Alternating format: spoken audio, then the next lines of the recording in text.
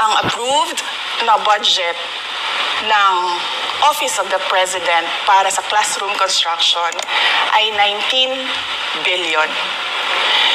Noong lumabas na ang House version ng Appropriations Bill ay naging 24 billion ito. So, approved 19 billion, paglabas sa House, naging 24 billion. At doon sa 24 billion na yon, kung hahanapin mo sa papel, kinuha nila ang 5 billion ng repairs ng classrooms at nilagay nila doon sa 19 billion para maging 24 billion siya.